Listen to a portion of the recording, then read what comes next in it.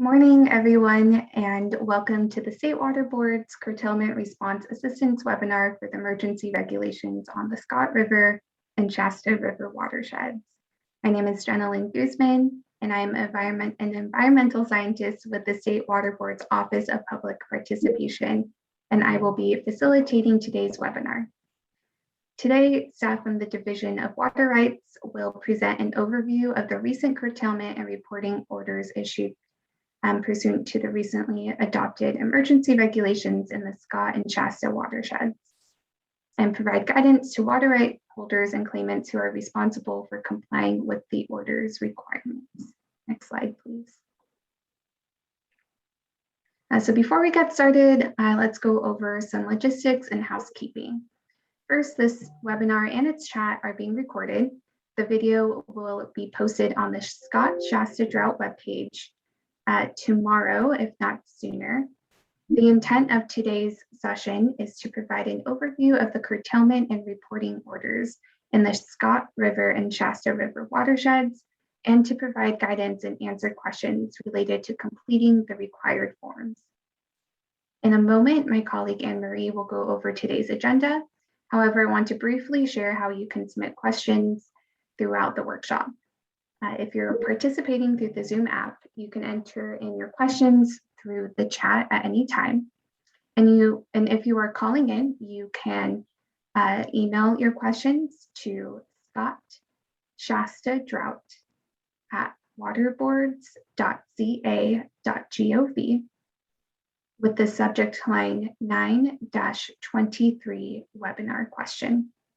Again, that email address is Scott Shasta Drought, SCOTTSHASTAD as in dog, ROUG as in Gabby, H and T at waterboards with an S.ca.gov as in Victor. And please use the subject line 9-23 webinar question.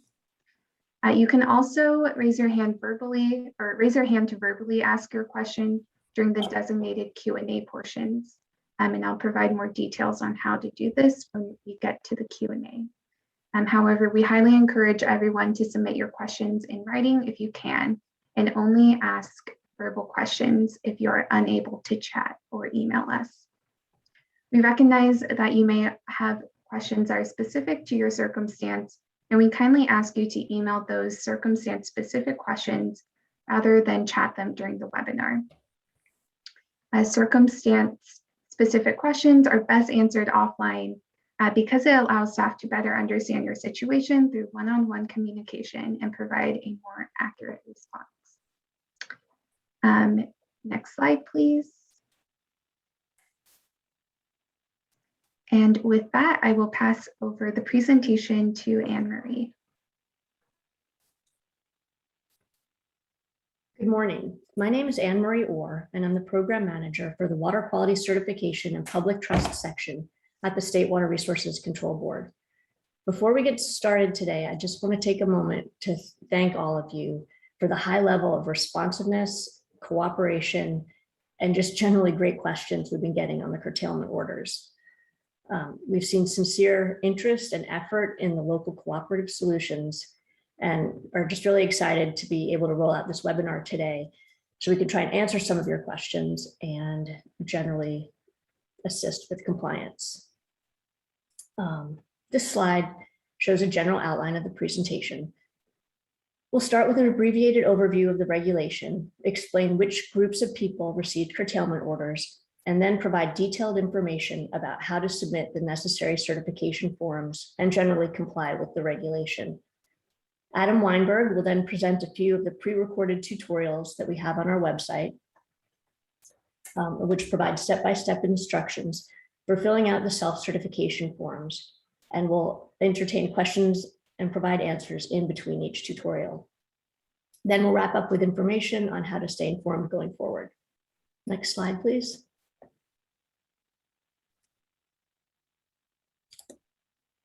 As you can see here, this map shows that most of Siskiyou County is in extreme or exceptional drought, and the impacts of this are exacerbated by 2 consecutive years of below average precipitation and snowpack. I also note that the drought continues to worsen throughout the state. Next slide, please.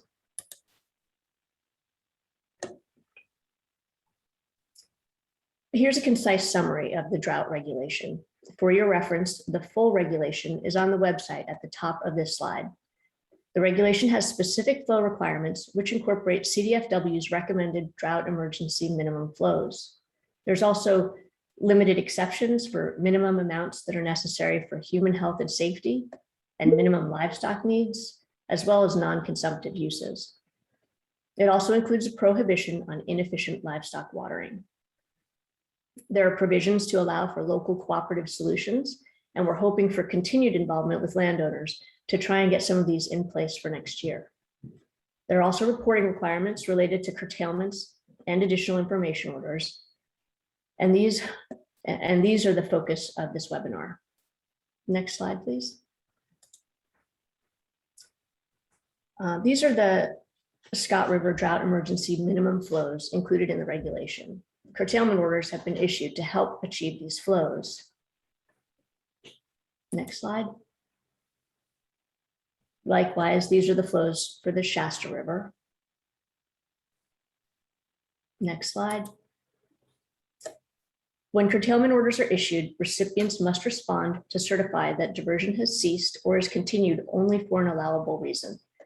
People must submit a form using the online portal to certify that they have ceased diversion and/or request to make use of one of the exceptions. If your minimum needs exceed the amounts allowed in these exceptions, there's a petition process for diverting greater amounts of water if your petition is approved. Next slide.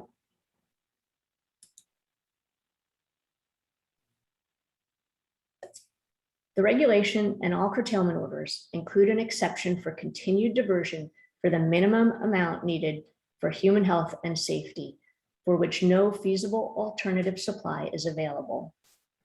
A self-certification form must be completed to qualify for this and the other exceptions. As you can see, there are several categories of human health and safety needs, and many of them are listed here on this slide. Next slide. There's also an exception for minimum diversions for livestock watering. There are specific amounts of water allowed for different types of livestock, and they're detailed in Water Code section 697. I have a slide on the specific amounts later in this presentation. Next slide. There's also an exception for non-consumptive water uses, and the different types are listed here. I won't read through them, but just take a moment.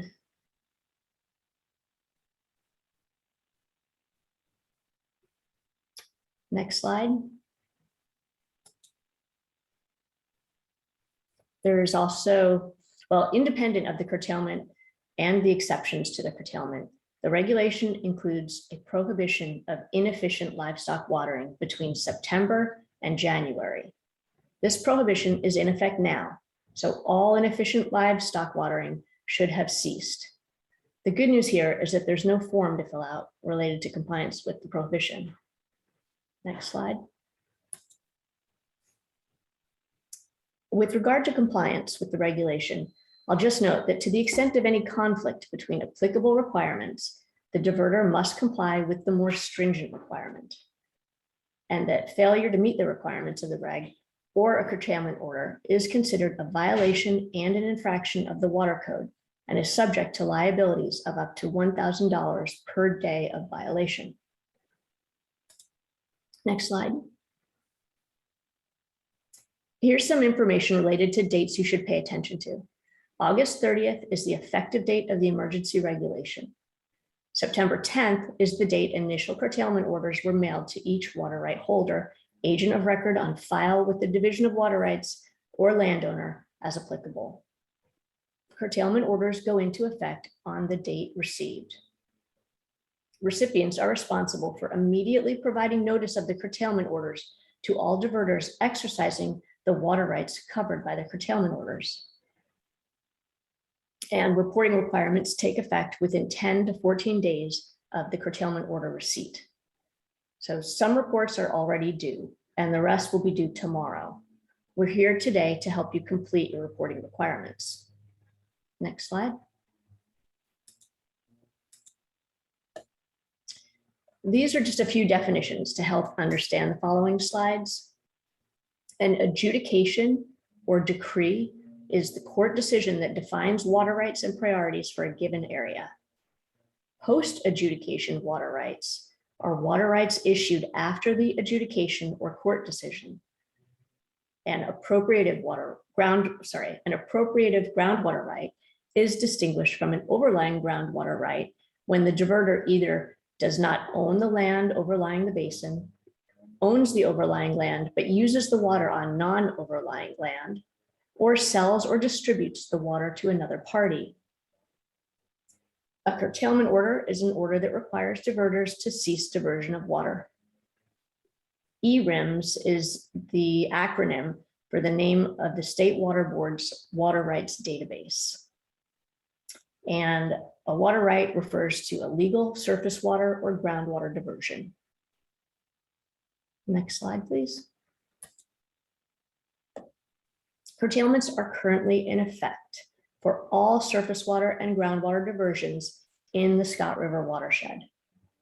And in the Shasta River watershed, all appropriative groundwater, post-adjudicated surface water, and adjudicated surface water rights to a priority date of November 1912. However, I note that on September 20th, earlier this week, the Water Board issued a partial suspension of the November 1912 water right curtailment because the Wairika gauge showed flows are meeting flow requirement. The State Water Board will be monitoring weather forecasts and stream gauges closely to determine if curtailments should be reimposed in the future or if additional suspension of remaining curtailments is appropriate. Next slide. As I just mentioned, all the water rights in the Scott River watershed, and this includes both surface water and groundwater diversions, are curtailed. And we had to issue 3 different orders to accomplish this. Now, I know the slide is busy, but it may help if I tell you that the boxes on the left-hand side of the arrow show the order titles verbatim. And if you just read the blue highlighted text, you'll get the gist of the subject. But we put those there so you can match them to any order you may have received. The boxes on the right display the type of water right holders and water users that received the orders. So as a little bit of background as to why you may have received multiple orders, we have surface water rights and groundwater rights as part of the adjudication, and some, but not all of those records are up to date in our water rights database. The first 2 orders on this slide are meant to notify holders of water rights in ERIMS or adjudicated water rights. We're also curtailing groundwater rights outside of the adjudication, for which we have no records. That's why we have a 3rd order, which we refer to as the parcel order, and it was mailed to all parcel owners outside of municipal water service areas within the Scott River watershed. So if, for example, you have a water right and own a parcel in the watershed, you would get at least 2 curtailment orders. Your need to respond to these orders depends on what, if any, water rights you have. Next slide, please. So if you received the Scott watershed parcel order, you do not need to report to us if one of these statements applies to you. Number 1, you do not divert surface water or use a groundwater well, and you don't have plans to do so in the next 12 months. Number 2, if you divert less than 2 acre-feet per year of groundwater with no other surface water or groundwater diversions, you don't have to report, but you may do so voluntarily. I will note, however, that this category of diverters is required to curtail water and cannot use water for any purposes outside the exceptions outlined in the regulation. And lastly, number 3, if you've already reported in response to another curtailment order, there's no need to respond to the parcel order. Next slide. For the Shasta River watershed, 1 curtailment order was issued, and it is for water rights post-1912. This includes appropriative groundwater rights, post-adjudication surface water rights, and adjudicated surface water rights post-1912. The curtailment does not currently include riparian or overlying groundwater rights. Next slide. Now we're going to walk through step-by-step instructions for responding to curtailment orders. After receiving a curtailment order, you must stop all diversions associated with water rights referenced in Attachment A of the curtailment order. Complete the applicable curtailment certification using the survey submittal portal, and that website is listed here and in your order. And please note that your login and password are provided in Attachment A. You must complete the form titled Scott Shasta Curtailment Certification Form and/or the Scott Parcel Curtailment Cert and Diversion Info Form. Upon survey completion, you may download a PDF copy by selecting Show as PDF at the bottom of the form. Completing one or both of these curtailment certification forms confirms that you've stopped diverting or indicates you're pursuing an exception. Next slide. Step number 3, after receiving a curtailment order, is to attempt to find an alternative water supply if needed. As I mentioned earlier, the exceptions for minimum amounts of water for health and safety and livestock watering are only for the amount specified in the regulation and for which there is no feasible alternate supply. Step 4 is to determine if you still need an exception, then submit the applicable certification forms. And just as a reminder, you must also complete the appropriate curtailment certification form. Next slide. Once you've decided that you need to continue diverting for health and safety needs, if you think that 55 gallons per person per day will suffice, then you must complete the exception form titled Scott Shasta Health and Safety Needs Certification. Water used for human health and safety is generally the water needed for indoor uses like cooking, drinking, and washing. If you need more than 55 gallons per person per day, you must complete a petition, which is also part of this online certification form. Later in this presentation, we'll play a short tutorial demonstrating how to do this. Next slide.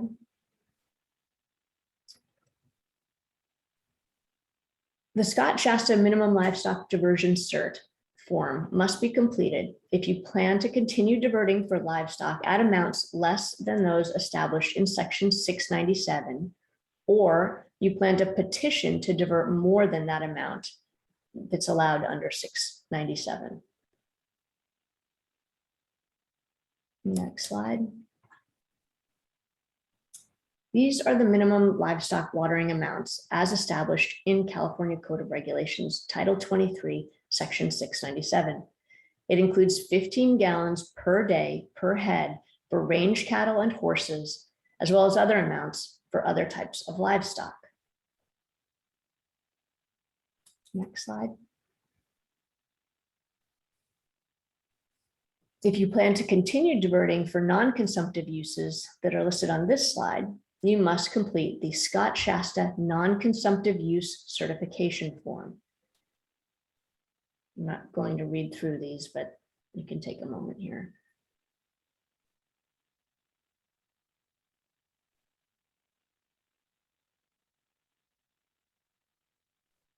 Next slide, please. You may resume diversions once your self-certification has been submitted, or if you submitted a petition after that petition is approved. To be clear, submittal of the certification form is enough to keep diverting up to 55 gallons per person per day. You should not be diverting more than that unless you've submitted and received approval of a petition. And the same goes for minimum livestock watering. With regard to staying informed, I know I must sound like a broken record about this, but we strongly encourage affected and interested parties to subscribe to this email distribution list. We will send all drought notices and updates regarding curtailments to these subscribers. We also recommend checking our webpage that's listed here because it's dedicated to Scott and Shasta drought response actions, and we will be posting all drought notices and updates and a lot of helpful information and guidance there. Next slide. If you believe you received a curtailment order in error, you may submit a petition for reconsideration within 30 days of the date of the curtailment order. See California Code of Regulations, Title 23, Sections 769 through 771 for the process and grounds for reconsideration. Remember that you have to comply with a curtailment order while your petition is pending. Now I will turn the presentation back over to Jenna Lynn to kick off our question and answer section and playing of the tutorials. Great, thank you, Anne Marie. So I think at this time we'll take a 5 to 10 minute pause, just to allow folks to send your questions our way. I'll briefly go over how to submit your questions again. So if you're joining us through the Zoom app, please chat the question. So at the bottom of your screen, there should be a taskbar that includes a chat button, and you can type out your question and send it there. If you are calling in, you can email your question to us to the email address scottshasta@waterboards.ca.gov with the subject line 9-23 webinar question. Or you can do this by raising your hand by entering *9 into your dial pad. So again, that is if you would like to ask your question verbally, you can press *9 into your dial pad if you are joining us by phone. And with that, I will go ahead and stop talking so folks can send us their questions, and let's plan to reconvene at 9:35. Thanks, everyone.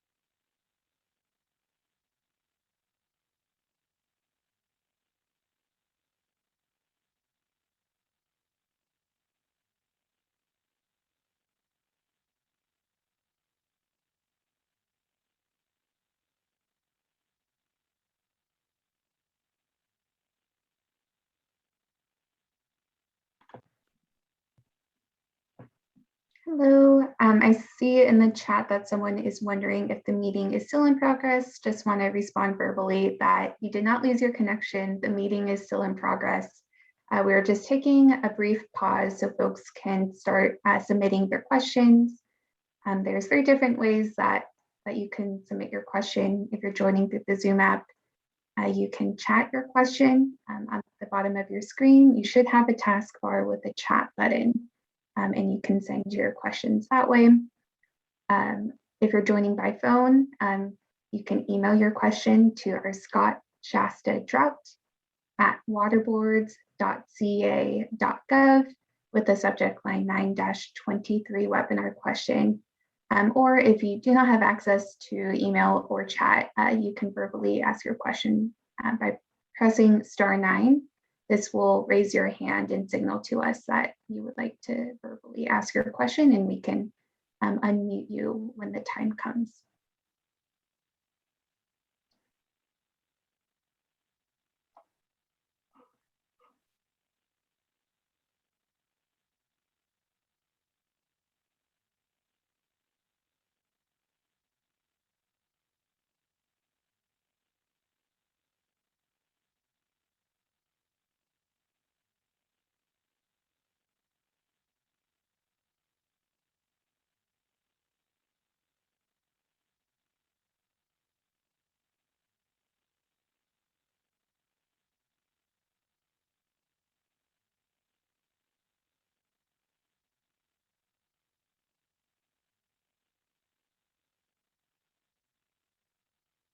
And since questions are still coming in, how about we extend this pause to 9:40?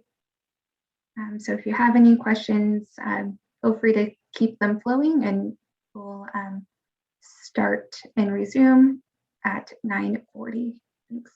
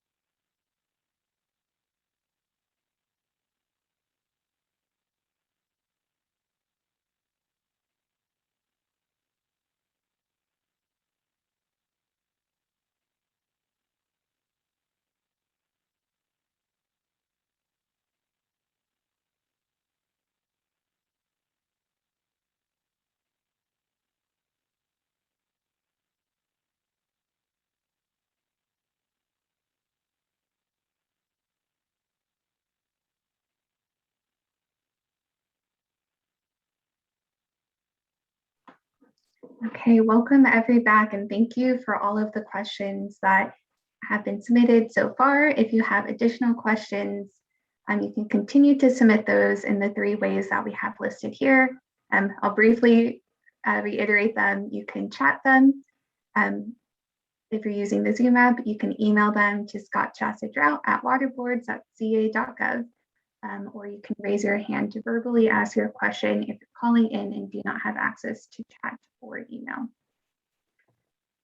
So our first question is, if we are not using water at this time and certify that as such, can we still pursue an exemption in the future? Or do we have to pursue an exemption immediately?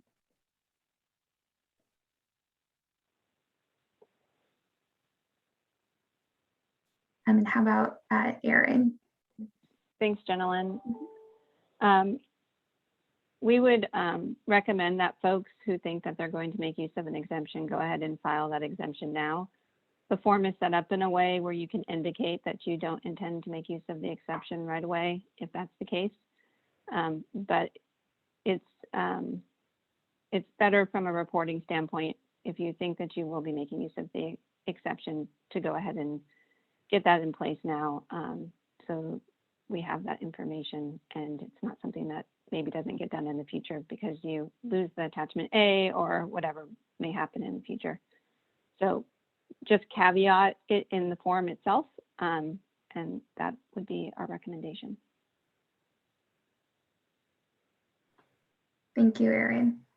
Our next question is, if a parcel uses less than 2 acre-feet, then no reporting is necessary, it seems. But is it expected to use no more than 55 gallons or GPCD? It's unclear how these expectations match up for the many residential parcels with low water use. So I'm really glad that folks are asking some questions about the 2 acre-feet per year. So if you have a groundwater well and you're using less than 2 acre-feet per year, you do not need to respond to the curtailment order as long as you are not making use of more water than you would under the exceptions. So we are relying on the honor system here, and we did do this as a balance so that folks who have low water use aren't required to go in and fill out the documentation. But we do want to ensure that everybody is making use of the same amounts of water throughout the watershed, and that the curtailments are applied equally across the watershed. So it is expected that you do not use more water than allotted under those exceptions, which is the 55 gallons per person per day for the human health and safety exception. And the livestock numbers were provided as part of the PowerPoint presentation.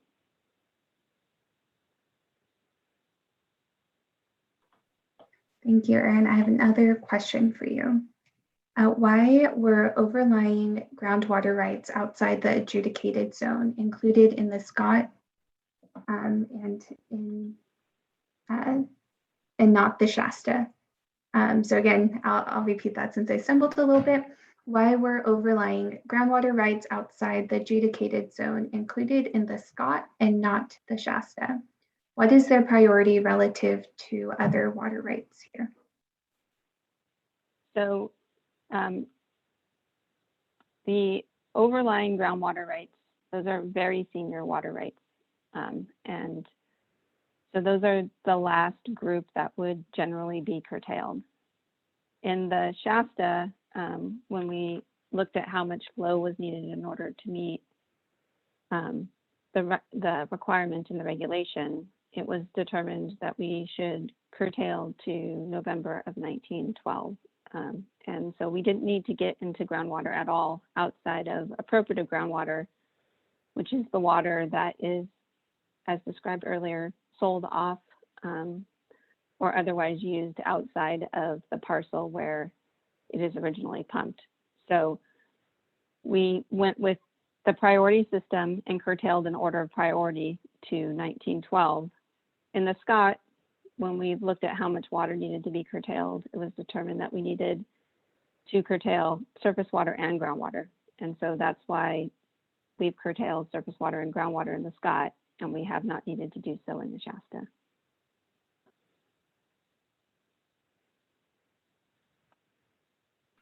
Thanks, Erin. Our next question is, I thought curtailment orders were going to be issued in order of priority with senior rights last, but all were included at the same time. Why?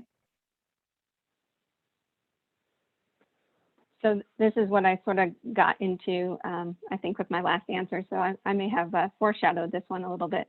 So the curtailments were executed in order of priority. They went deeper in the Scott than they did in the Shasta because of where the flows are at, and because these two systems operate differently with respect to how flow contributes, how groundwater contributes to surface flow. And where these systems are at right now. So we only needed to curtail that appropriative groundwater and to 1912 in the Shasta, but in the Scott, we needed to curtail both surface water and groundwater. So curtailment orders were issued throughout the watershed. Thank you. Our next question is, what would be an example of an acceptable alternate water source?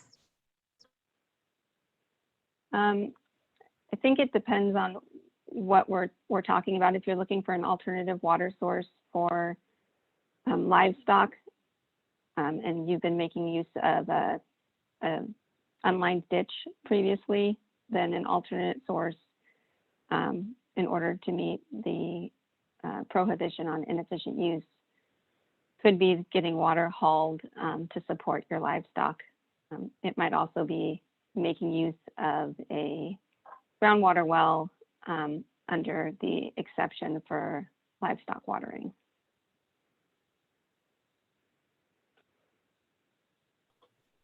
Thank you. Our next question is, how are you handling illegal water sales to illegal marijuana growers? And perhaps, oh, go ahead. You know, Anne Marie can answer that one, or I can answer it. So I'm happy to have her dive in. Sure. So the curtailment, actually, hold on. This question was about, was this the cannabis question? The curtailments apply to all the applicable water uses, and water hauling of pumped groundwater is considered an appropriative groundwater use. The priority is based on when the well was drilled and when water was first used. We've curtailed all the sources that we're aware of, and are working with our Office of Enforcement on these sorts of diversions. If you'd like to file, if you have information about illegal diversions of this sort, we would appreciate you filing a complaint. And we have an online complaint portal to which you can file those complaints.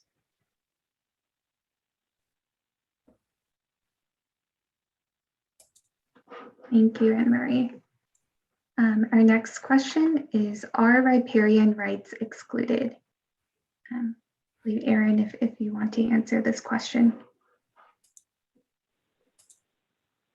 Sure. So in general, riparian water rights are not excluded from the curtailment process. As I mentioned earlier, we're using the priority system in order to implement curtailments, and riparian rights are one of the most senior. Similar to overlying groundwater is would be the last to be curtailed. So, and then riparians before that. So in the Shasta River, we have not gone to riparian water rights. They are more senior than the 1912 water rights that the post-1912 water rights that we are curtailing. In the Shasta, all surface water and groundwater has been curtailed. So that includes riparian rights. Can I interrupt for 1 second? There's a question about the CISA listed spring Chinook, and I was wondering if the person who put that question in could add a little more detail because it's not clear exactly what's meant by that. Thank you.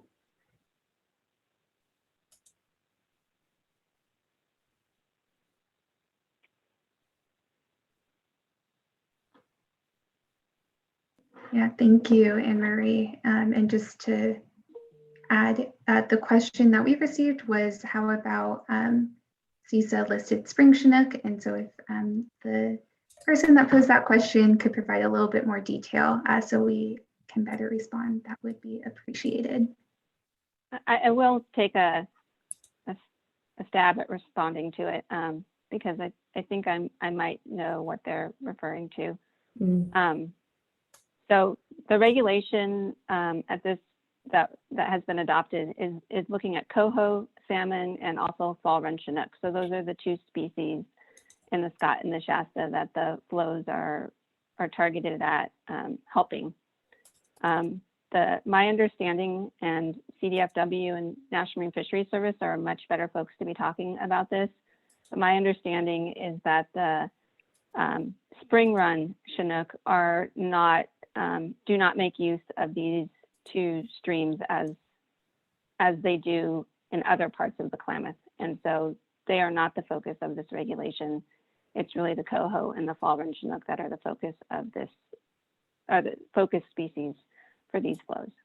Other parts of the Klamath are listed for the spring run Chinook, and that would be a species you'd be thinking about in those other portions of the Klamath River watershed.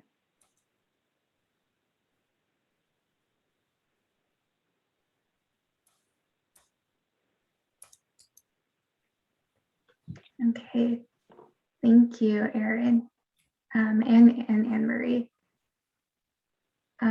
If that was your question and we didn't fully answer it, feel free to follow up in the chat or email us. I think now we'll pause on this Q&A session and move on to our first tutorial,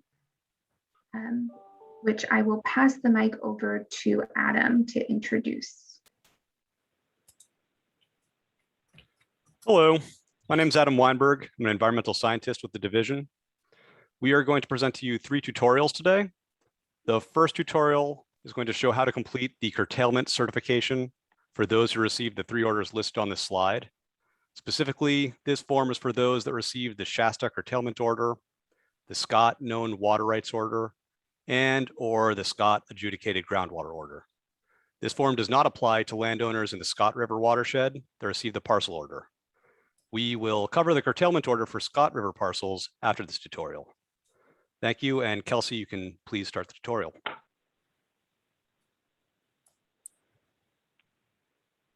And before Kelsey starts the audio, I just want to mention that we will continue our Q&A session after this tutorial. There were some unanswered questions, but just want to reassure folks that after this, we will continue answering questions.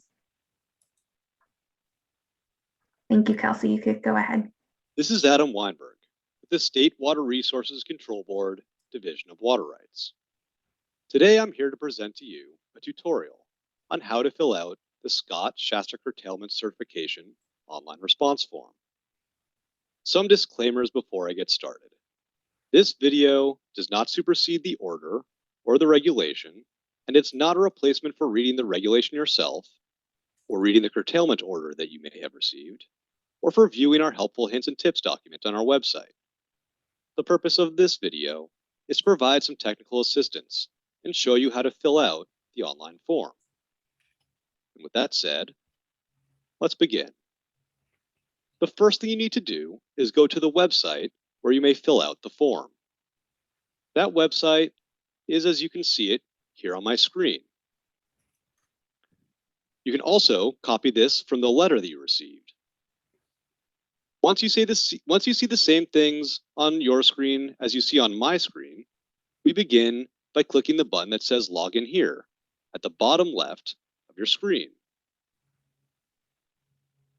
Once you click on that, it asks us to fill in our login and password, also known as a reporting identifier. This is information that you should have received on the curtailment order, or this may also be the information to log into RMS if you have a water right that you report with every year. For this tutorial, I have a water right, and so I will add that information in here.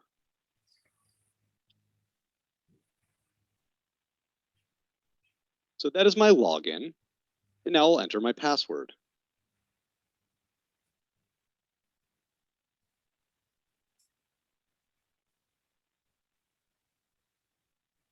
Let me just enter that again. Once you get that in there correctly, we'll click Login. Now, the first time that you enter our forms database, it's going to ask you for an email address. Now, if you don't have an email address, that's okay. On this screen, you can actually enter any email address. In this case, you can actually use the Scott Shasta Drought at waterboards.ca.gov address that you would use to contact us with any questions about this form or about the regulation. And that's what I'll do here as well. Once you've entered an email address, you can click this button that says Continue. This takes us to the water user database. This provides a list of all the forms that are available to you.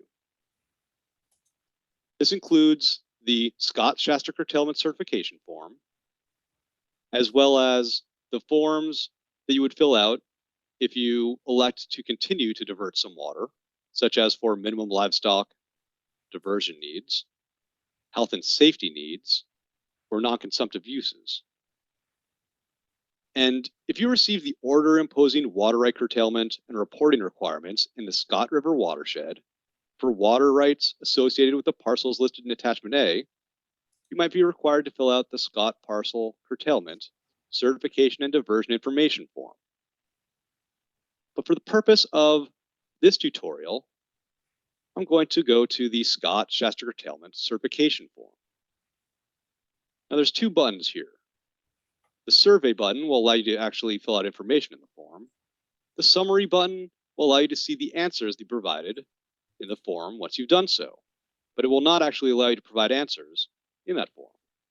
So you'll want to go to the survey button next to the form that you wish to fill out and click that now. This takes you to the introduction screen, which is the first page of the form. Now, the introduction page has some useful information, but for the sake of brevity, I'll be skipping it for this tutorial. I highly encourage you all to read the information when you take the form yourself. Once you've done reading it, we'll click the button that says Next. This takes us to the contact information screen. Here we'll provide our name and contact information. The purpose of this information is to allow us to contact you if we need to regarding the information in your form. If you've already filled out a form and you've provided your contact information, you do not need to do so. But this is my first form, so I'm going to fill that out now. Now that I've provided my name and a phone and a email address, you could also provide a phone number. We'll press Next. One thing I'd like you to know is that whenever you provide information in the form, you can save that information on the screen by pressing either Next or Previous. If you provide information on the screen, but then you close your browser for some reason, that will not save the information if you have not yet pressed Previous or Next. When I hit Next, it's going to save that information. This brings us to the Certification of Compliance with Curtailment Order screen. Here we're going to select the situation that applies to us. You can select that you certify that the diversion identified in your water right has ceased. So you have ceased diverting water. If you have ceased diverting water, you'll click this button here. If you are continuing to divert water under one of the exceptions provided in the regulation, such as for non-consumptive uses, minimum health and safety needs, or minimum diversions for livestock watering, you'll click this button here. If you are continuing to divert under a water right that is not subject to curtailment, you would click this button here. And if you do so, you would then go down to this box and provide information on the water rights you're continuing to divert under. If you're not selecting this option number 3, you do not have to provide information in this box. Finally, there is this box here that says you certify that the only continued use for this right is in stream, such as for a water code 1707 diversion.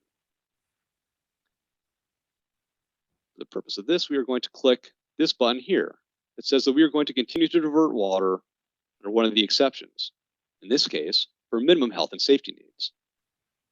After we've answered these questions, we'll come down to here. Now, if you selected this button as I did, that you're continuing to divert under an exception, you have to then provide which exception we're diverting under. This first one is for non-consumptive uses. The second one is for minimum health and safety needs, which is what we're going to say in this particular situation. We're going to click that now. If you have an alternate water source that has not been entered above, you would use this space here to describe it. You do not have to provide an answer here if you do not have an alternate source. When you've answered these questions to your satisfaction, you can press the button that says Next. This brings us to the attachment screen. Now, for most folks that are filling out these forms, you may not have any attachments that you need to provide on this. But if, say, you're using an alternate water source, and you want to describe that water source to us with a document that you have, you can upload that here by selecting the file on your computer with this button, and then selecting Upload. And if you do choose to upload a file, please describe what, if any, documents have been attached in this space here.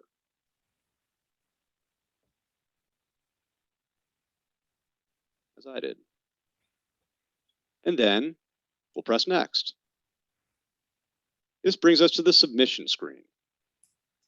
So once you've filled out all the information on the previous pages to your satisfaction, we're going to put the name of the person signing this form. In my case, Adam Weinberg. And then you would put the relationship that you have to the legal right holder. In this case, I am the right holder. So I'll say that here. If, on the other hand, you are a relative of the right holder, you would want to put that relationship here. Or if you have a business relationship, you would similarly want to describe that. Finally, you need to click this button right here that says, I certify under penalty of perjury that all information entered into this form is true and correct to the best of my knowledge. Now, if you decide that there's information that you entered you need to change, you'll click this previous button. You could go back to any previous screen or correct or check that information. You press Next to get back to the screen. Again, once all this is to your satisfaction, we can click Finish and Submit. Now, one note I would like you to know is that once you click this button, if you decide later that you have not submitted information that is completely correct, you can go back and you'll be able to come back to this form, resubmit, rechange the information, and then click this Finish and Submit button. If you change information in this form later, but do not click Finish and Submit, then it's possible that we will not actually see those corrections. I'm going to click Finish and Submit. This brings us to the summary of the form that you filled out. It will have the information that you provided, check marks, the filled out information, etc. If you decide that you want to save a copy of this form for your records, you would click this button here that says Show as PDF, then download that to your computer. Or you can click Return to Dashboard, which brings us back to this water user dashboard, where you can take another form, or you can go back to the form that we just completed if you need to change an answer. That concludes this tutorial for the Scott-Shasta Curtailment Certification Form. Again, if you have any questions related to filling out this form or any other forms or regarding the regulation, we encourage you to contact us at our email address or the phone number specifically for this drought effort. Thank you very much and good luck completing your form.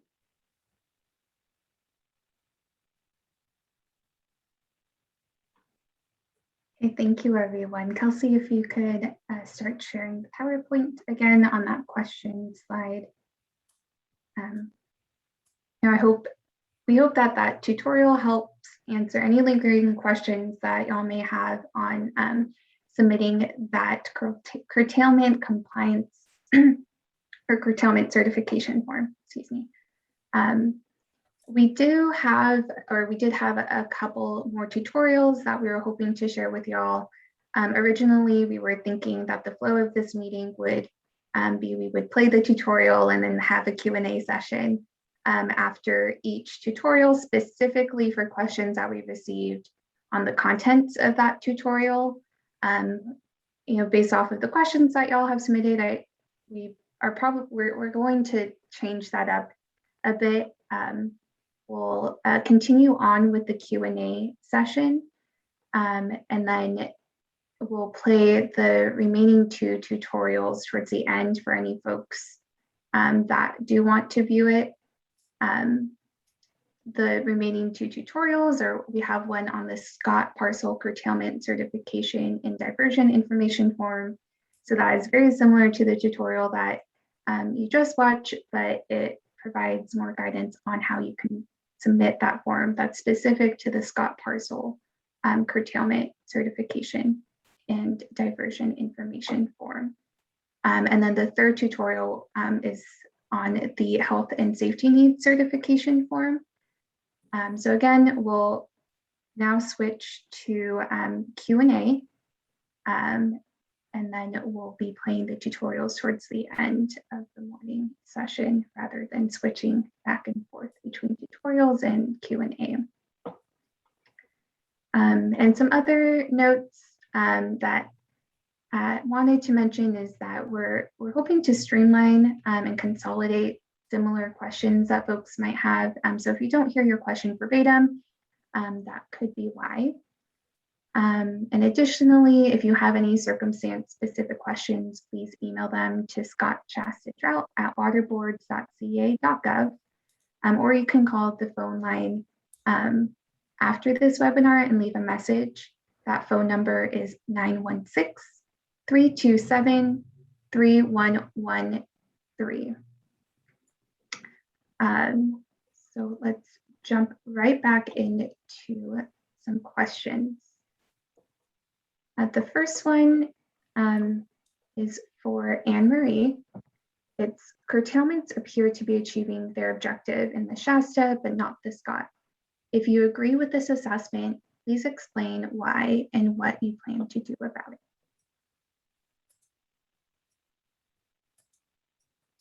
Sure. So as noted, the curtailments have been effective in the Shasta watershed, and we've even been able to suspend the curtailments or partially suspend the curtailment there on September 20th. We're evaluating whether we can suspend them further as well. These 2 watersheds are very, very different. The Shasta River watershed has springs that help provide flows in stream year round. In the Scott, because of its geology and hydrology, the groundwater is a very, very important component of the surface flow. And due to the timing of when the emergency regulation went into effect and when the curtailments were issued, the response is expected to be slower.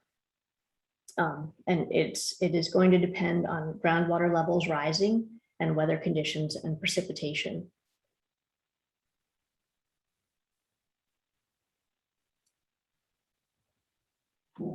Thank you, Anne Marie. Our next question is, am I correct in understanding that the Scott curtailment applies to all parcels in the watershed? not just diversions identified in the 3 adjudications, in parentheses, the Scott, French, and Shackelford. And perhaps Aaron could answer this. Yes, the short answer is that's correct. In the Scott, all surface water and all groundwater has been curtailed.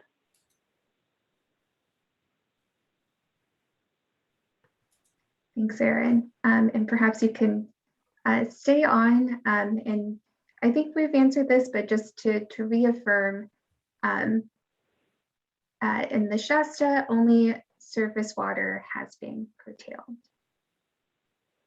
So this is a nuanced item. So appropriative groundwater has also been curtailed in the Shasta. So appropriative groundwater was one of the things that Anne Marie discussed earlier. It's a little nuanced because appropriative groundwater is that groundwater that is not overlying. So overlying is where it's used on your parcel. You pump it, you use it on your parcel. Overlying is where you are taking water out and maybe you're trucking it to another location and selling it for use by another individual. So Hey, Aaron. the priority. I think you switched your terminology up. I just want you to repeat that, the appropriative versus overlying, just to make sure you got it correct. Overlying is where you're pumping water directly out of the ground and you're using it on your parcel. Appropriative is where you're pumping it and maybe putting it in a truck, hauling it somewhere else, selling it for another individual to use. So in this case, appropriative groundwater rights generally have a lower priority. That priority is established based upon when the well was drilled and water was first used. And so in the Shasta, those more junior appropriative groundwater rights were also curtailed. So a very limited number of groundwater wells were curtailed in the Shasta, and then surface water to 1912 has been curtailed. Did I get that right, Dan, or did I say something that you think is wrong? That was correct. I thought I just heard you switch the terminology around, but the last part that you said was accurate. So thank you. Okay, great. No, people should correct me if I'm saying something wrong. I don't want to say something wrong. Great, thank you, Aaron, and thank you, Dan. Our next question is, why is the Scott River the only place in California where all wells are being curtailed? This seems to be a legal change in approach and precedent setting.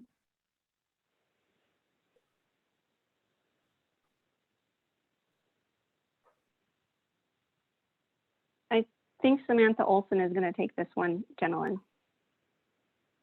Yeah, thanks. I think Aaron's been doing a great job so far with the groundwater rules.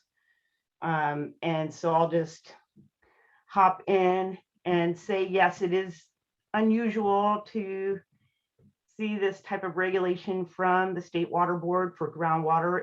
You do not need a permit for groundwater rights from the State Water Board.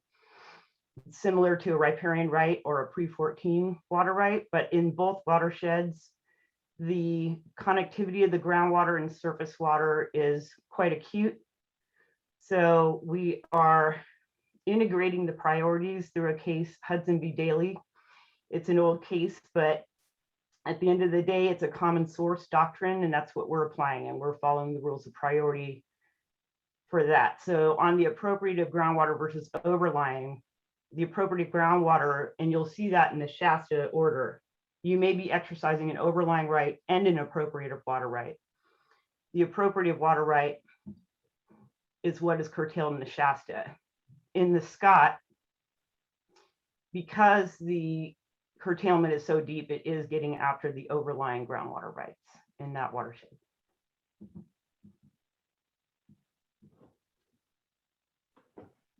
Thank you, Sam. Our next question is, where can I read the 1912 document?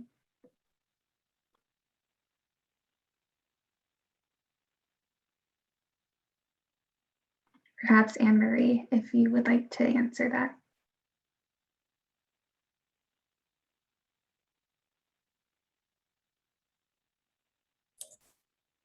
Sure. So this question is asking about the 1912 water right that we curtailed to.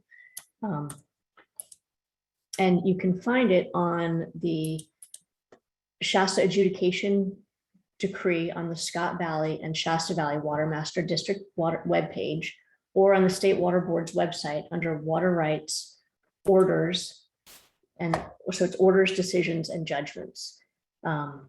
Also, the list of water rights that were curtailed can be found on our Scott Shasta drought webpage that I displayed earlier. Thanks, Anne Marie.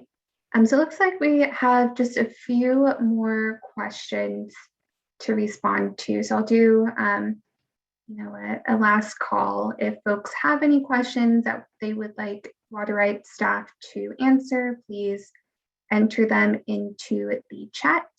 If you're using the Zoom app, if you're calling by phone, you can email your question to scottshastadrought@waterboards.ca.gov using the subject line 9-23 webinar question, or you can raise your hand by entering *9.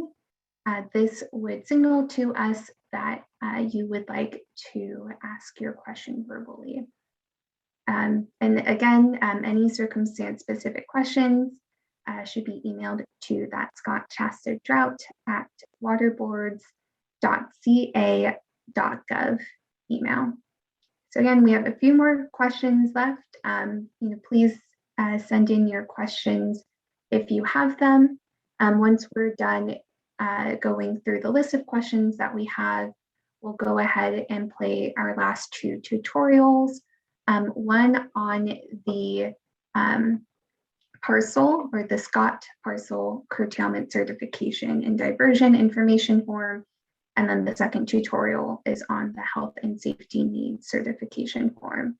We will have time to answer any question that folks may have on those tutorials after we play it. But after that Q&A, we will be adjourning the meeting. And with that, I'm going to move back towards the questions that we have in our queue. And again, if you have any questions, please send them our way.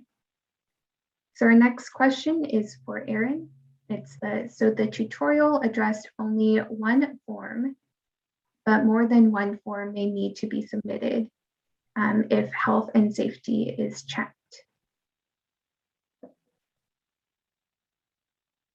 Thanks, Jenilyn. I'm really glad someone asked this question and raised this, because I think it is really important to point out that that everyone, except for those folks that don't have a diversion and receive the parcel order or diverting less than 2 acre-feet per year with a groundwater well, everyone needs to complete that curtailment form.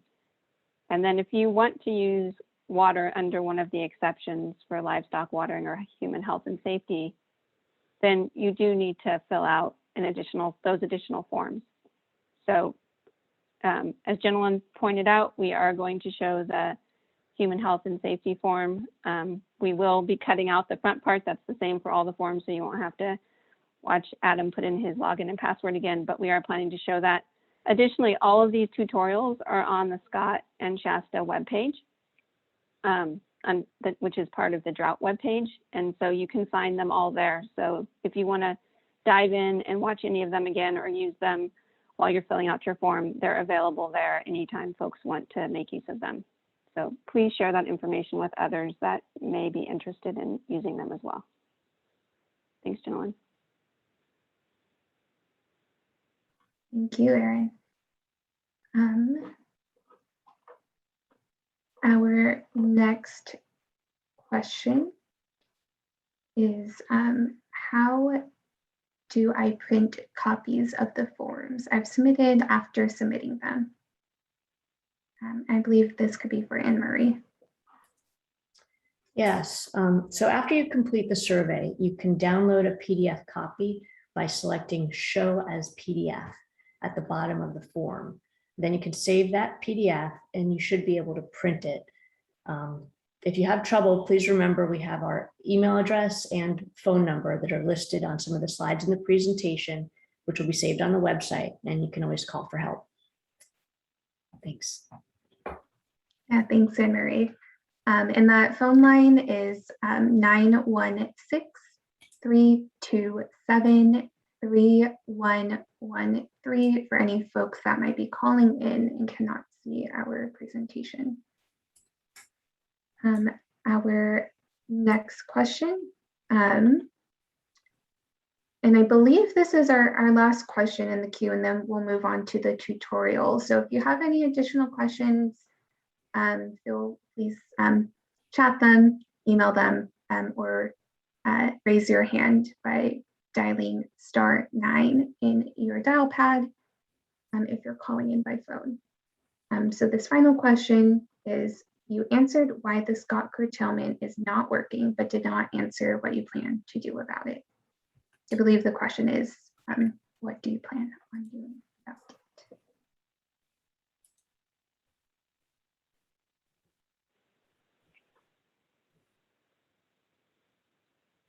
Maybe Aaron or Yeah, thanks, Jolyn. Sorry, it takes me a bit to get unmuted and get my camera on.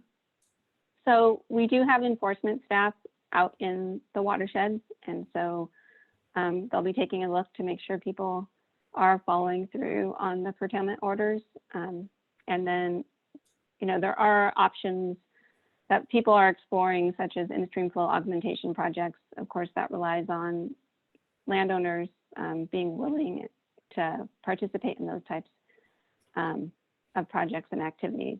So if folks have specific thoughts on what we should be doing, please feel free to call us at the phone number that Jenilyn has noted, and that will be displayed at the end of this presentation, or email us with those specific types of recommendations.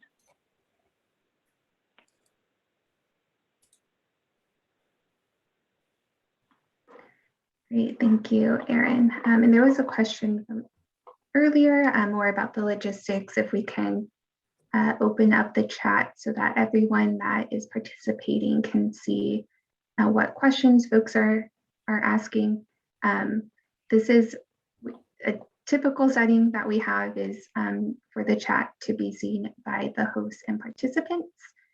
So we will not be changing that for this webinar, but I appreciate the question and slash suggestion there. And we do have a couple more questions coming in. The next is, if we are continuing to divert 55 gallons per person per day, should we check minimum health and safety, or diversion has ceased? Is health and safety only for the exemption? So I'll ask staff a moment to see if who would like to respond to that question.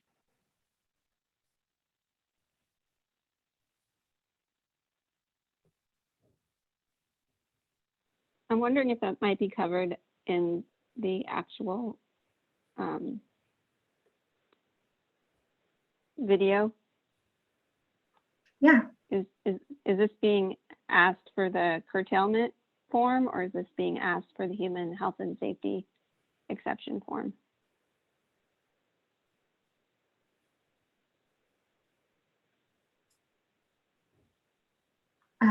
For the curtailment form.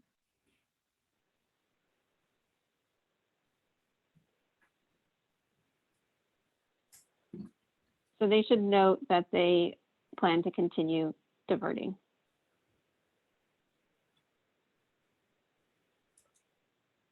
If they plan to continue diverting.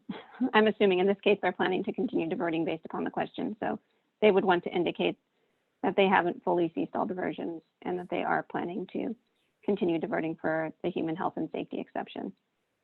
The same would apply if they were doing livestock. They would want to indicate that they are planning to continue diverting and use the livestock watering exception. So, and then they would also need to complete that other form. So they would need to complete the curtailment certification form as well as the applicable exception.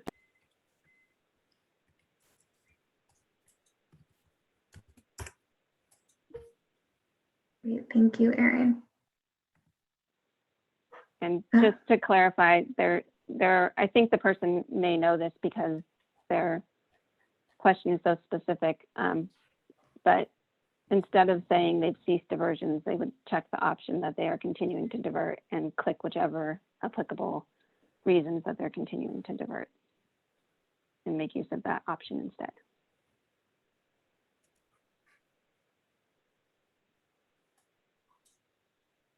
Thank you, Erin. Our next question is, what kind of enforcement staff will be deployed to the Scott Valley? When? How will they gather data? And what kind of authority will they have? I think this question has a lot of parts. So Erin, if you're feeling good about answering it now, we can. For some reason, your audio is not coming through. Thank you, gentlemen. Yeah. We have water rights enforcement staff, and so those are the folks that would be deployed. We don't normally give out all of the information for when we're out in the field and where we're out. We do, if we're going to go on someone's property, we do contact those folks in advance and coordinate with them. But I'm not in the enforcement section, and I'm walled off from those cases so that they can proceed on their own track. So I'm not going to get into all of the specifics of that question. I just want to note we do have enforcement staff. They will be out in the field. They have been out in past weeks, and they will be out moving forward. And the authority we have is the normal enforcement authority that we have under California Code of Regulations, in addition to the enhanced penalties associated with the emergency regulations. Yeah, thank you, Erin. And our next question and last question, unless we receive more in the chat or email, or if folks calling in want to raise their hand by pressing *9. This final question is, a person needs clarification on riparian rights and if they are being curtailed. So at this time, in the Shasta watershed, riparian rights are not curtailed. In the Scott, all groundwater and surface water rights are curtailed, including riparian rights.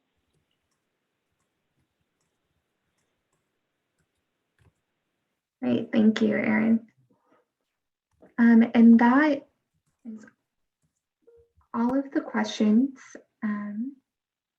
that we have in our queue. We'll now go to our tutorials, and for that I will pass the presentation over to Adam. We will have some Q&A sessions after, or open it up for any questions that come after these tutorials. But I guess before, in case folks are going to drop off because they've already seen the tutorials and don't have any further questions, I will ask Kelsey to advance forward a few slides until you can share our resources. Okay, great, thank you. And sorry, Adam, for the false start. So before folks might hop off, we just want to communicate some of the resources that we have available and to stay in touch and stay informed moving forward. So if you have any questions related to the curtailment and reporting requirements, please send an email to scottshastadrought@waterboards.ca.gov, or you can call the Scott Shasta Drought phone line. That phone number is 916-327-3113, and leave a message with your contact information and your question.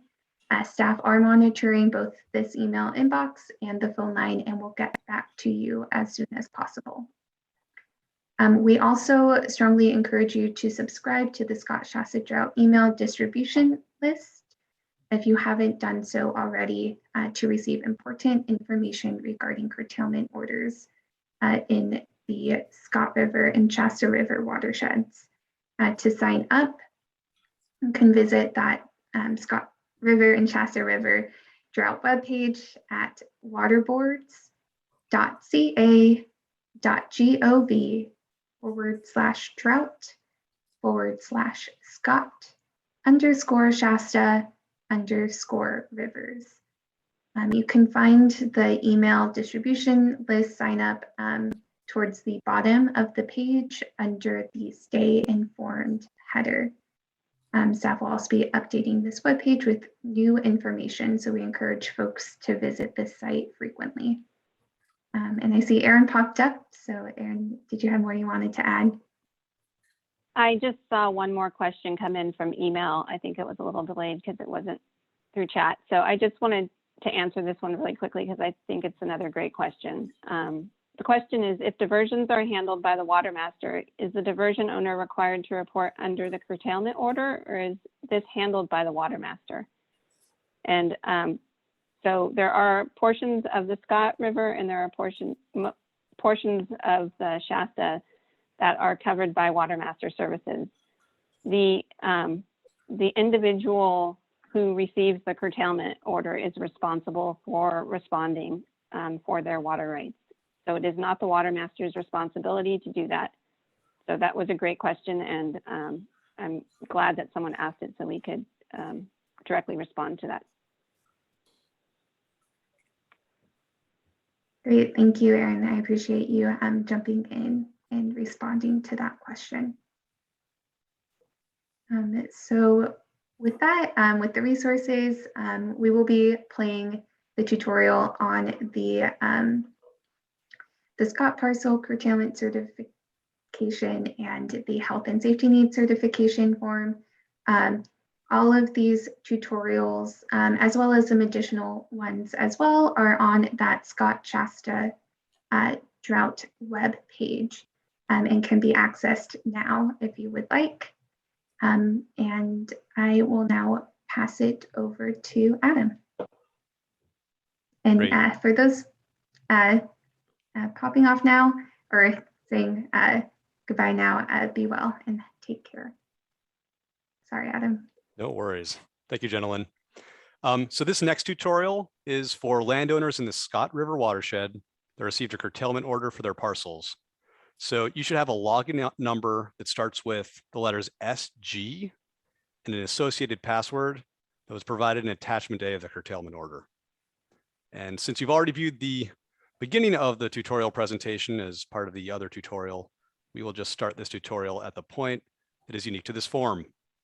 And Kelsey, now you can begin the tutorial. Thank you.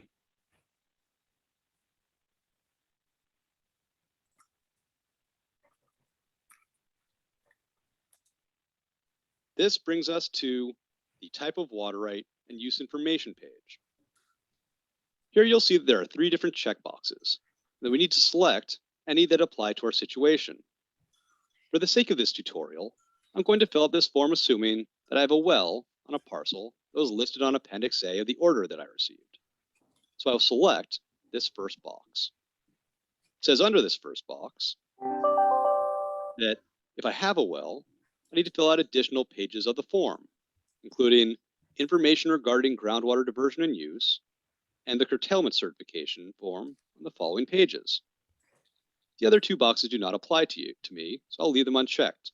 But you should read these to make sure whether they do or do not apply to you. Having selected the box here for myself, I'm going to click Next to go to the next page. This brings us to the curtailment certification page. Here we have to select which of the following boxes here applies to our situation. We've got 3 options.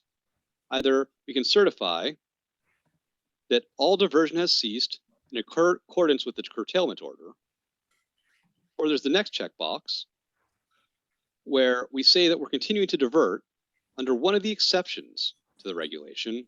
We'll provide the associated certification. That's filling out one of the other forms, or we can certify that we're continuing to divert under a different right that's not subject to curtailment.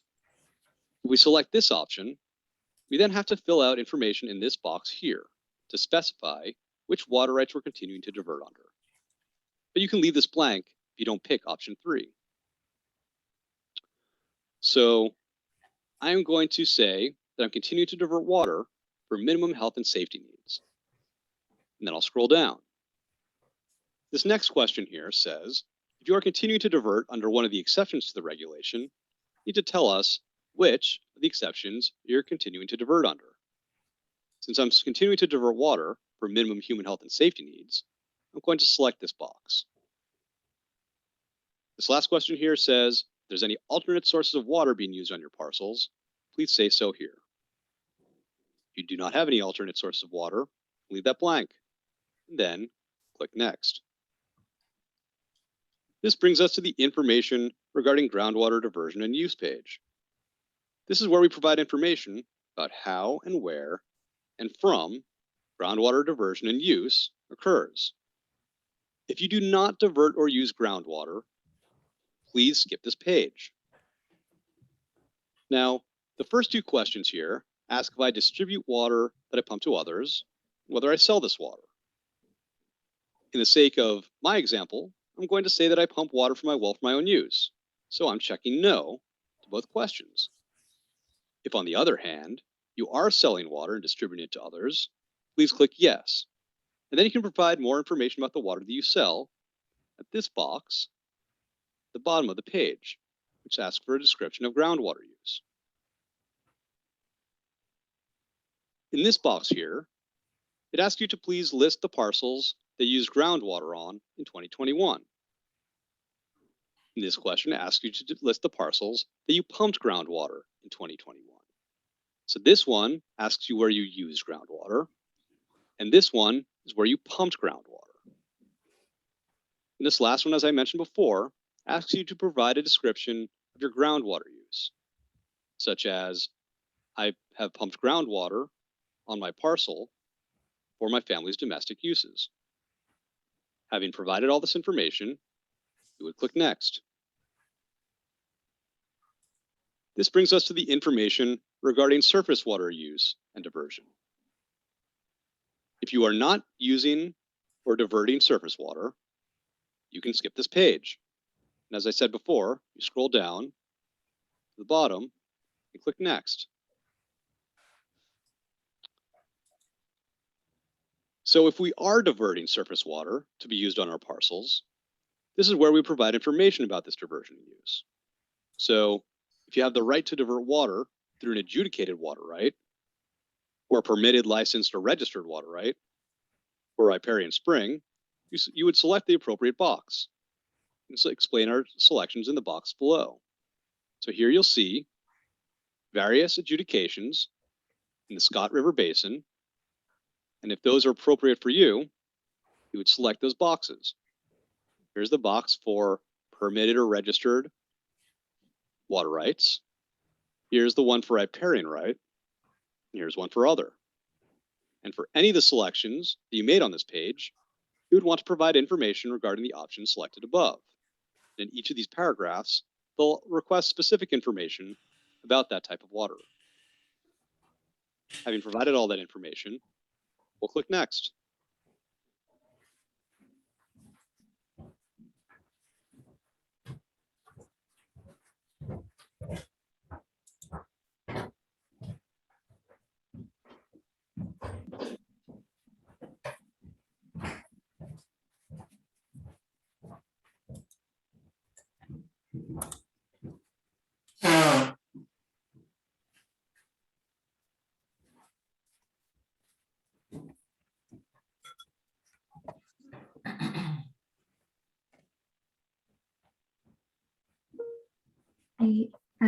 Thank you, everyone. Panelists, I'm going to mute some of you because I think your mics are still on.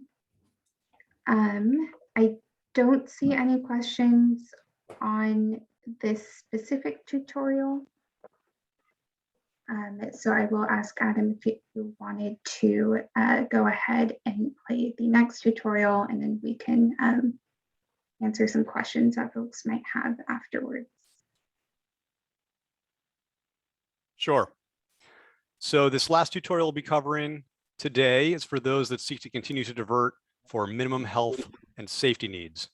If you plan to divert up to 55 gallons per person per day, you need to complete the certification portion of the form.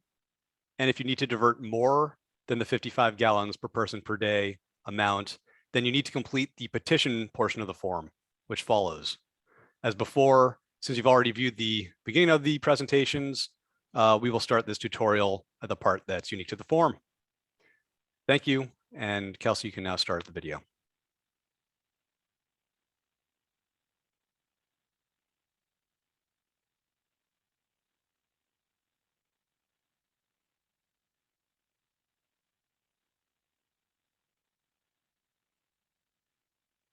This brings us to the certification page for the Scott Shasta Health and Safety Needs Certification form. Here we're going to explain what type of human health and safety diversion we are going to be using. This includes indoor domestic uses. This could also mean water used to provide grid stability. It could be water to prevent tree die-off or for reducing fire risk. It could also be water used to provide for critical air quality needs, or also to address public health and safety threats, or for other water uses necessary for human health and safety. Once you've decided which of these applies to you, you'll select the button next to that description. And here we'll provide this, saying that we're going to use indoor domestic water. Then once you've done that, you scroll down. You provide information in this box to explain how your water use fits those needs, including water needs for a household. Then we scroll down. And if we are going to be using no more than 55 gallons per person per day, we're going to explain that by reading these two topics here and deciding which of these apply to us. So if we're only going to be diverting 55 gallons per person per day or less, we will click this button here. If we're going to be diverting 55 gallons per person per day for human health and safety needs, but we're also going to be diverting under one of the other exceptions in the regulation, such as non-consumptive uses or for minimum livestock watering, we'll click this button. If we cannot certify either of these buttons, but we're continuing to divert water for human health and safety needs, that's okay. That means we need to go on to the next page and fill out a petition that will allow us to request additional water. Once you've completed this page, you click Next. This brings us to the petition page.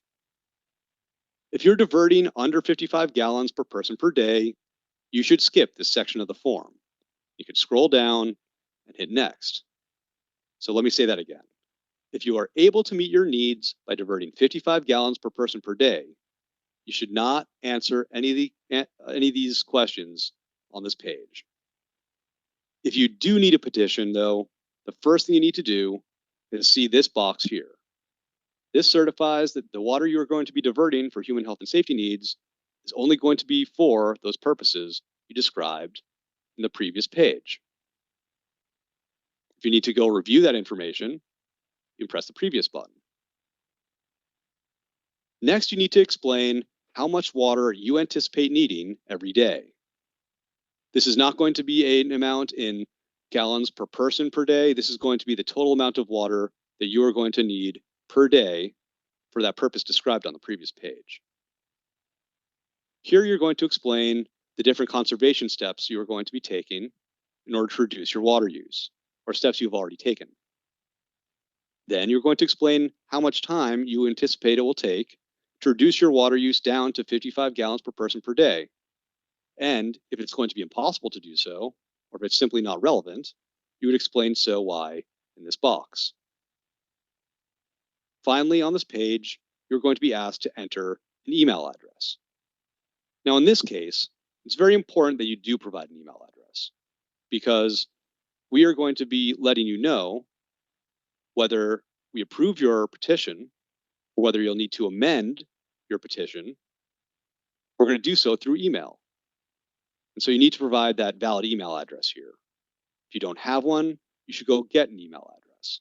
If you're unable to do so, you should find someone that you trust that has an email address that you will be able to trust to provide you with information once we have responded to your petition request.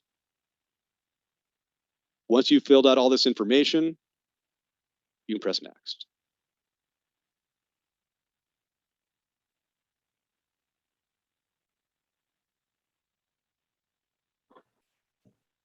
Thank you, Kelsey, for sharing, and thank you, Adam, for introducing and for narrating these tutorials. Kelsey, I will go ahead and ask you to share the PowerPoint and go to the Q&A slide. Okay, perfect, thank you. So again, these are the 3 different ways you can submit your question. I see folks are submitting their questions in the chat now. I think next slide, please, Kelsey. So I think while folks are submitting their questions, I'm going to pass the mic back to Adam to share a little bit more about the other tutorials that we have up on the Scott River and Shasta River Watersheds Drought Response website. And then after Adam, after Adam shares more about the tutorials, we'll go into a 5-minute break to just allow folks more time to submit those questions. Sure. So there's 2 other forms and 2 other corresponding tutorials. They are both regarding exceptions that you would file if you need to continue diverting water. So one of those is for non-consumptive uses. Examples of the non-consumptive uses include environmental in-stream uses, such as for Water Code 1707 agreements, as well as small hydropower. Basically, uses of in-stream water where there's no loss of water. It just flows straight through. There's no storage. The other exception in the other tutorial is for minimum livestock watering. And that form has 2 components. There's both the certification that you are using amounts that are considered reasonable under the regulation. And that's in terms of per head of livestock. There's limitations on that. And if you're not able to adhere to that, or you have ditch losses, then there's a petition that follows in the same sort of manner that the health and safety form had.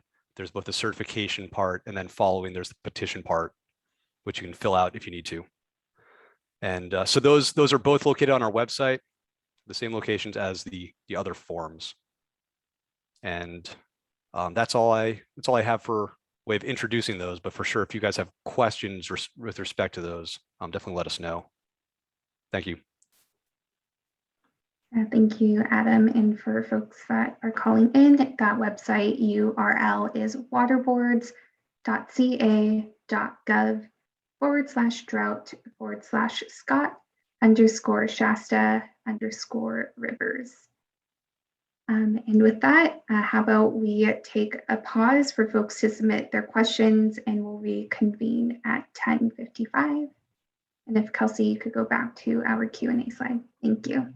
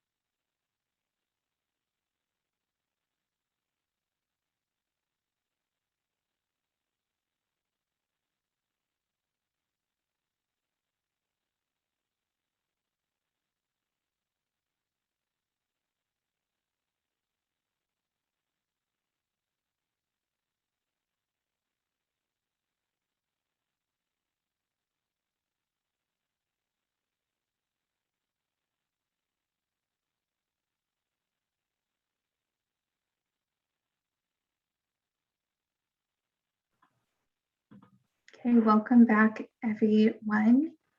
So we did receive a couple of questions during that pause. So I'll jump into our first question, which is a follow-up to the earlier question about enforcement. So this question is, who would be qualified to answer questions regarding enforcement staff?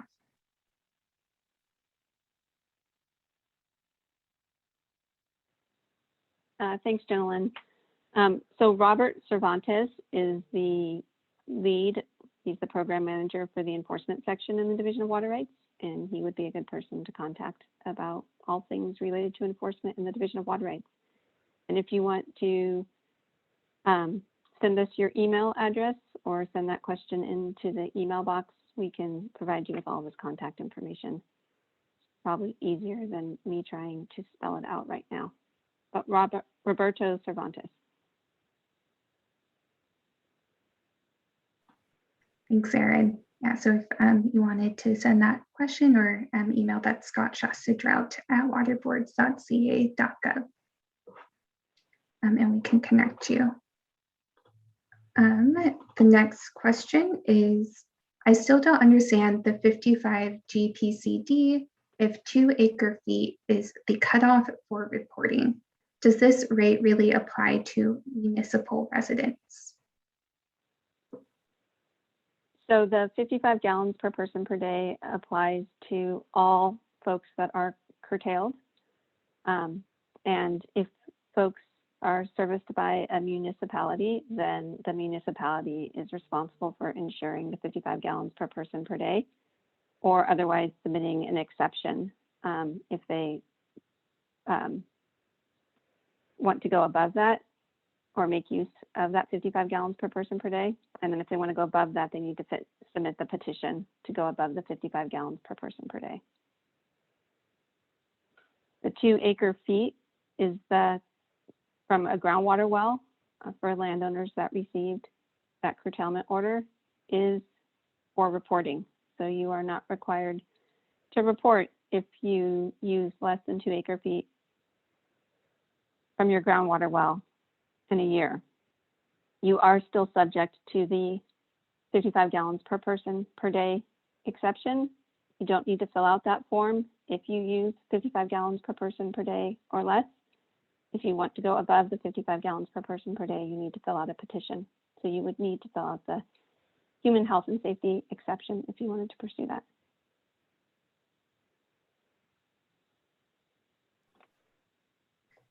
Thank you, Erin.